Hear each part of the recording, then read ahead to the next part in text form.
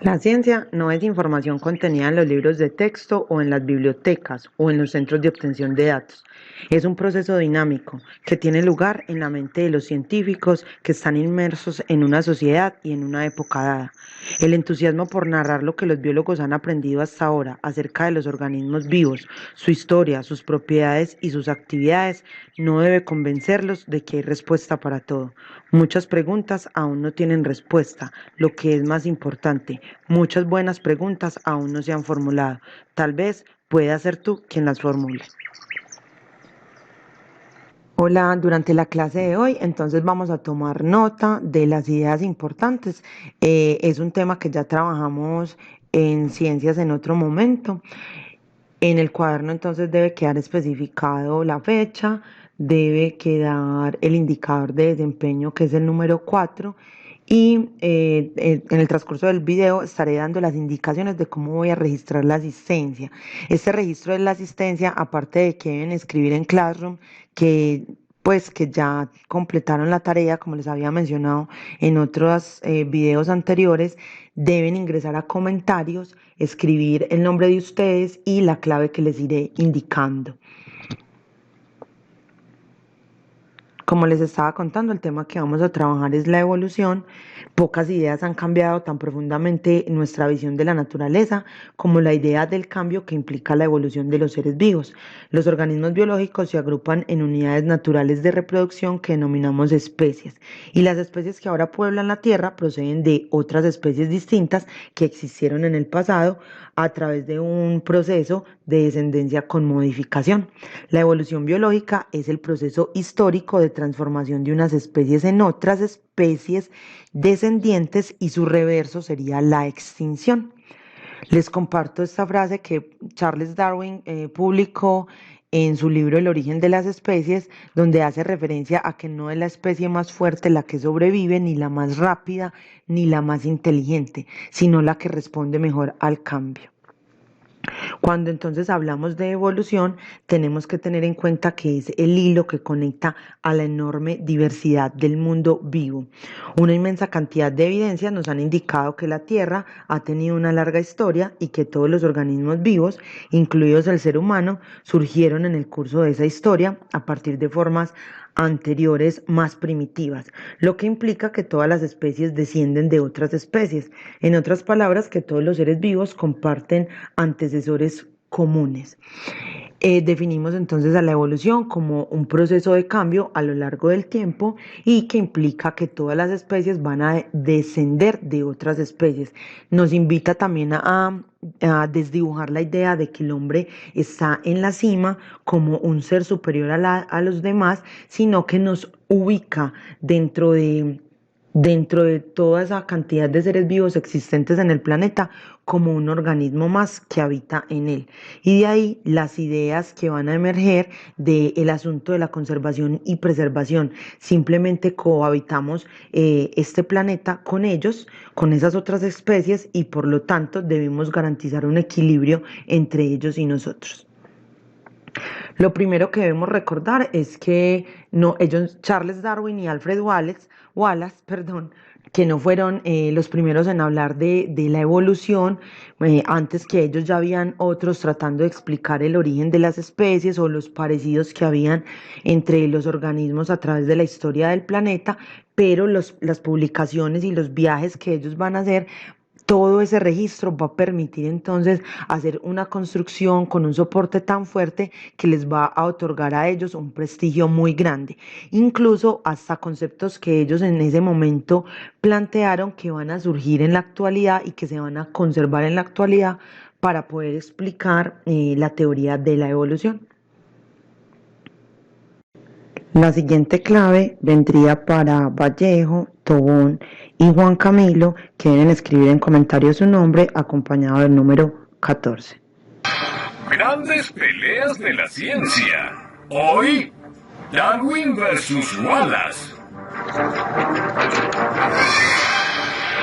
En el siglo XIX, dos ingleses muy aventureros se preguntaron casi las mismas cosas y llegaron casi a las mismas conclusiones, pero de cada uno por su lado. Esto nos llevó a una de las más respetuosas, pero no por eso menos interesantes, peleas de la ciencia. Uno llevaba por nombre Charles Darwin, el otro Alfred Wallace. A los 22 años, Darwin abordó el legendario HMS Beagle, que lo llevó por infinidad de lugares del mundo. Las Islas Canarias, Cabo Verde, Salvador de Bahía, la Patagonia, el Estrecho de Magallanes, las Islas Galápagos, Australia, Tasmania. ¡Oh, qué agotador! En esos viajes Darwin se fue transformando en un naturalista autodidacta y empezó a entender el valor de los especímenes que se cruzaban en el camino. Cuando regresó a Inglaterra, el joven Carlitos se hizo famoso por sus viajes. De golpe y porrazo, Darwin era celebrado por los miembros más selectos de la ciencia británica que se interesaron por estudiar el material que había recolectado. Mientras tanto, otro británico, Alfred Wallace, hacía viajes por otros lugares inhóspitos con la misma ansiedad por responder por qué existían tantos seres vivos tan diversos. Alfredito estuvo casi 10 años recorriendo el mundo, haciendo anotaciones y tratando de averiguar cuál era el mecanismo por el cual las especies evolucionaban. Así, Wallace reunió más de 125.000 especímenes a lo largo de 70 viajes. Bien, pero ¿cuál fue el problema entre estos dos curiosos? El problema fue que en 1858, Wallace le mandó una carta a Charles Darwin en la que incluyó un ensayo sobre la tendencia de las variedades de apartarse indefinidamente del tipo original. Es decir, palabras más, palabras menos, la teoría que estaba desarrollando Darwin hacía 20 años. Si bien habían ciertas diferencias, ambos afirmaban que existía un cambio perpetuo en el mundo y en los organismos que lo habitan. Es decir, los organismos cambian permanentemente. Tanto Carlos como Alfredo señalaron que cada grupo de organismos procedía de un antecesor común. Por lo tanto, había un origen único para todos los seres vivos, formulando entre los dos la teoría de la selección natural. Darwin le comunicó todo el asunto a su amigo Charles Lyell y le pidió su apoyo para una publicación inmediata y conjunta de sus trabajos y de los de Wallace en una prestigiosa institución, la Lion Society. Pero, ¿cómo? ¿Una publicación conjunta de ambos naturalistas? ¿No van a pelearse? ¿No hay piñas, gritos y tole tole? Bueno, en realidad, no.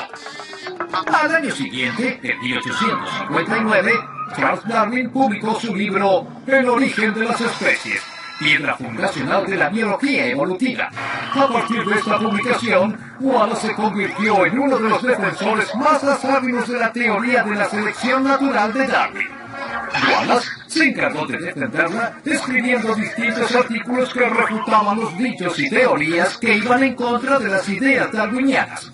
De hecho, en 1889, y tras la muerte de Darwin, Wallace acuñó la palabra darwinismo para enmarcar sus propias ideas, tanto como las del difunto Darwinito. Si bien no hubo mucha pelea, hubo un claro ganador. Los libros de Darwin definieron el camino a seguir para los biólogos de todo el mundo, mientras que Wallace no tuvo gran reconocimiento y su nombre surca los siglos sin pena ni gloria. Al final, sobrevivió el más fuerte.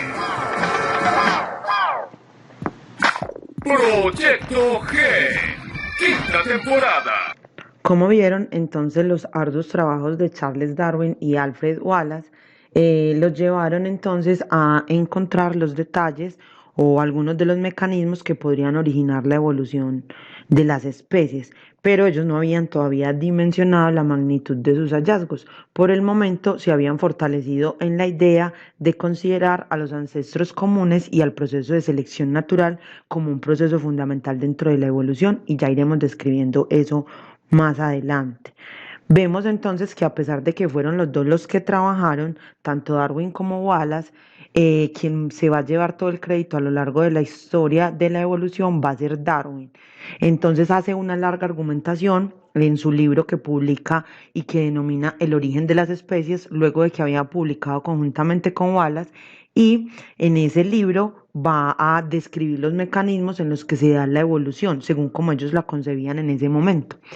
Y Wallace, a pesar de que también había hecho investigaciones muy profundas y tenía también un registro detallado y también publicó un libro, no tuvo el prestigio ni la fama que tuvo el origen de las especies propuesto por Darwin.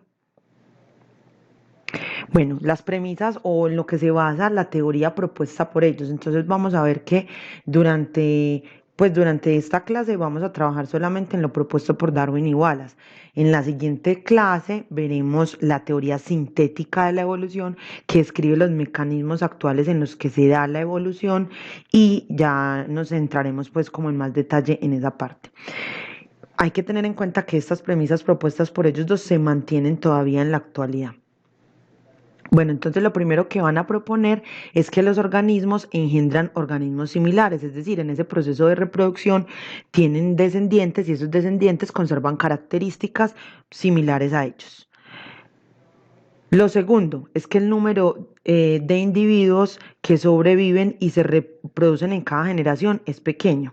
Quiere decir que la mayoría, no todas, pero la mayoría de las especies tienen grandes cantidades de crías para garantizar que por lo menos uno de todas esas crías logre sobrevivir. No ocurre en todas las especies, porque hay especies que nada más cuando en el proceso de reproducción tienen un hijo, pero a lo largo de su vida se van a reproducir muchas veces con el fin de garantizar que por lo menos una de esas crías logre sobrevivir. Entonces, a los organismos que tienen demasiadas crías no les van a sobrevivir todos los hijos. Tercera premisa, variaciones aleatorias entre los organismos. Esas variaciones aleatorias hacen referencia a lo que hoy, en la actualidad, conocemos como mutaciones, pues en esa época ni siquiera se sabía cuál era la razón, pero encontraban que habían organismos, a pesar de que fueran hijos y que conservaran características similares, uno que otro tenía una variación o una característica diferente a la de sus padres y a las de sus hermanos.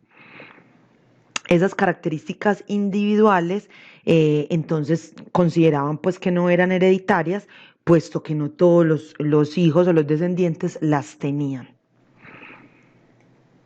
La cuarta premisa sería entonces que las variaciones hereditarias surgen al azar y que las características del ambiente determinan en grado significativo cuáles son los individuos que sobrevivirán y se reproducirán y cuáles no.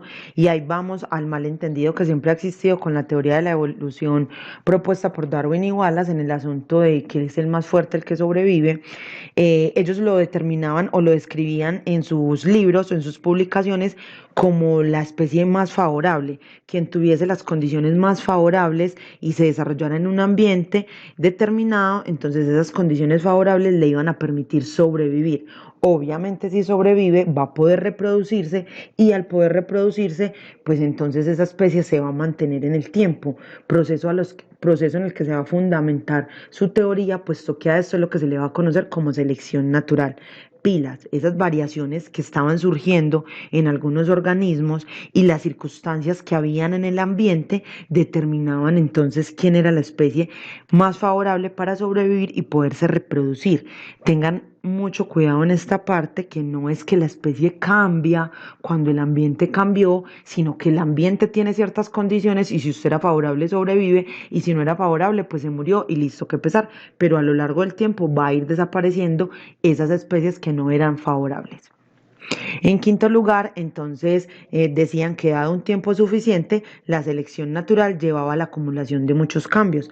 Entonces ellos hablaban de muchísimos años y a través de esos años todos esos cambios que se iban acumulando gracias a la selección natural originaban especies diferentes. Por eso encontraban que a pesar de tener parentescos o características similares, finalmente a lo último ya no se podían reproducir porque se habían convertido en dos especies completamente distintas. Ese proceso hoy en día lo conocemos como especiación en la teoría pues actual de la evolución.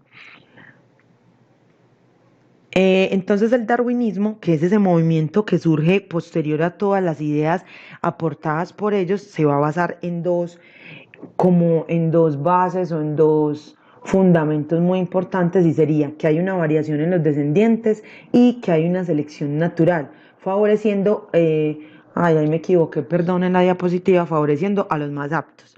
En esa variación en los descendientes hay un problema. Ellos no sabían por qué se producían esas variaciones en los descendientes. Observaban que eran similares a sus padres, que algunos tenían variaciones, pero ¿de dónde surgían? ¿Por qué se originaban esas variaciones? Era algo que no se podía explicar en el momento. Los conocimientos del momento no lo permitían explicar. ¿Por qué? Porque eso se va a entender a medida que se avanza en el conocimiento de la célula, específicamente en el cambio, en el estudio de la genética, que es lo que va a dar cuenta de que esas variaciones son productos de las mutaciones que se van a producir al azar en los organismos. Pero en la época de Darwin y Wallace no lo podían determinar, lo que le va a restar un poco de credibilidad a la teoría que ellos habían planteado por no poder explicar bien cómo estaba ocurriendo ese mecanismo. Variación de los descendientes y selección natural. Vamos a ver este otro videíto que nos habla sobre la selección natural, por ejemplo, con el caso de, por poner un ejemplo, el caso de estas mariposas que viven en un árbol de los que se llaman abedules, que están cubiertos por líquenes. Como miramos en esta primera imagen acá, los líquenes son unas asociaciones de algas y hongos que son como blanquitas o azulosas en algunos casos, y uno las observa alrededor de los tallos. Resulta que en Manchester hay muchos de estos árboles. Entonces las mariposas, habían dos tipos de mariposas como vemos acá, que eran moteaditas, y mariposas negras. Habían dos tipos pues como de esas especies, como podemos ver en la imagen de acá abajo. Resulta que los árboles normalmente eran con esta característica de tener los líquenes encima. Cuando las mariposas se depositaban en ellas, entonces esas mariposas que se conocen con el nombre de Biston betularia, se depositaban sobre el tallo de estos árboles. Era mucho más fácil que los depredadores que se las comían observaran a la mariposa oscura y fuera comida. En este proceso de selección natural vamos a ver que quien sobrevive es la mariposa moteada, y entonces obviamente ella presentaba unas condiciones, pues unas características favorables en ese ambiente. Entonces en esas características, estoy hablando de esta primera imagen de acá, este primer cuadrito. Entonces ella tenía características favorables porque los depredadores no la podían ver, no la podían cazar, entonces se podía reproducir y podía mantener a sus crías sin problemas. Mientras que las mariposas negras eran más escasas y se habían producido por unas mutaciones. Durante la Revolución Industrial, más o menos 1850 en adelante, el humo arrojado por las industrias eliminó a los líquenes, pues se murieron los líquenes de los tallos de estos árboles, y por lo tanto los troncos volvieron a quedar completamente oscuros. Entonces acá ocurre un segundo proceso de selección natural. Lo que ocurre es que la mariposa oscura va a lograr sobrevivir más que la moteada. Ahora va a ser más fácil para un depredador en estas condiciones de acá observar a la mariposa blanca, venir y comérsela, que observar a la mariposa negra, que podía camuflarse mucho mejor. Entonces va a sobrevivir la mariposa negra. Miren que la mariposa no cambió, no dijo, ay, yo era blanca, me voy a convertir en negra porque el árbol cambió. No, la mariposa nació con esas condiciones. Ahora, en las condiciones iniciales fueron favorables para la mariposa moteada de blanco. En las condiciones luego de la Revolución Industrial, las condiciones favorables o las características favorables fueron las que tenía la mariposa oscura, quien tenía una mutación.